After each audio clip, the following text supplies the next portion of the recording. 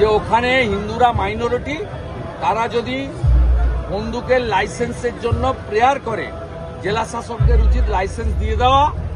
আর গরিব দরিদ্র হিন্দুরা ধর্ম বেচে নিজের প্রাণ বাঁচানোর জন্য যদি ওই লাইসেন্স পায়, তার বন্দুক কেনার জন্য অর্থ চায়, হৃদয়বান হিন্দুরা তাদের পাশে দাঁড়াবে। অসম সরকারের এই শুট অ্যান্ড সাইড পদক্ষেপটি কিভাবে দেখছেন? অসম সরকার যে বলছে শুট অ্যান্ড সাইডের কথায় আপনি তার আগের প্রেক্ষাপটে আসুন। হরগোবিন্দ দাস, চন্দন দাস হলে আত্মরক্ষার অধিকার তো সকলের আছে।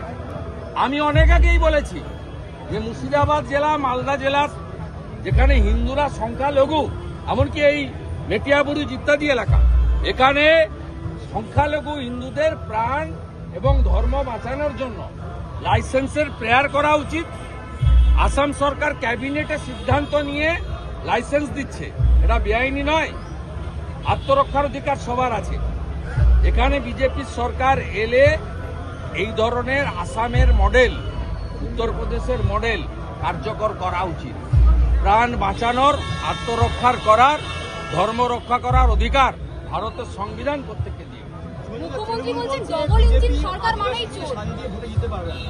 তৃণমূল বলছে বিজেপি আদিবাসী ইস্যুতে সাল দিয়ে ভোটে জিততে পারবে। সুবল সোরেনের স্ত্রী, ডাক্তার সোরেনের স্ত্রী, এরাই এর উত্তর দিয়ে দেবে। রিজার্ভেশন তুলে দিয়েছে মমতা ব্যানার্জি। গত 11 বছরে 6% এসটি, 22% এসসি এবং হিন্দু ওবিসিরা সবচেয়ে বেশি বঞ্চিত হয়েছে। 60,000 ক্যাজুয়াল কন্ট্রাকচুয়াল নিয়োগ হয়েছে, যেখানে বাবা সাহেব আম্বেদকরের সংবিধান মানা হয়নি। আপনি এসটিদের রিজার্ভেশন কেড়ে নিয়েছেন, তারা চাকরিতে, শিক্ষায় রিজার্ভেশন পাচ্ছে না, এরপরে বড় বড় কথা বলছেন। মোদির বঙ্গ সফর নিয়ে বলেছেন সরকারি টাকায় বারবার আসছেন, আমি সরকার থেকে কোনো রকম বেতন নিই না। মুখ্যমন্ত্রী বলছেন যে সরকারি টাকায় নরেন্দ্র মোদী বারবার বঙ্গে আসছেন, কিন্তু আমি সরকার থেকে কোনো বেতন নিই না, আমার লেখা বই বিক্রি, সরকারের এত অল্প বেতন উনার চলে, বই বিক্রি করে গান বিক্রি করে আমার সংসার চলে। ওসব কথা সবাই জানে। আজকে অল বেঙ্গল উনি সৌদি কি করেন সবাই জানে। আমি উনার সঙ্গে ছিলাম, রুদ্রনীল ঘোষও ছিল, আমরা জানি।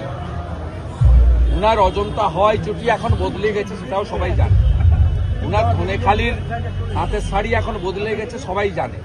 উনি অধিকাংশ সময় হেলিকপ্টার এবং চার্টার ফ্লাইটে থাকেন, এটা সবাই জানে। সব কথা বলবেন না, সব কথা বলবেন না। 11-র আগের মমতা ব্যানার্জি, আজকে 25 আগস্টের মমতা ব্যানার্জি এক নেই। সব কথা বলবেন না।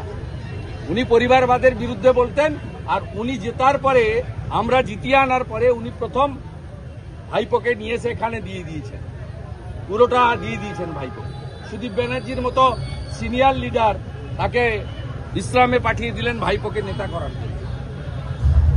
কোনোটার নেতা কার্তিক, কোনোটার নেতা গণেশ, কোনোটার নেত্রী কাজরি, পুরো ফ্যামিলিটাই তো পরিবারবাদ। উনি যা যা বলে এসেছিলেন সবগুলো জায়গা থেকে সরে এসেছেন। সব কথা বলবেন না। মানুষ সব দেখছে। মানুষ চায় পরিচ্ছন্ন ভোটার লিস্ট, মানুষ চায় ভয়মুক্ত পরিবেশে নির্বাচন। এইটুকু করে দেন।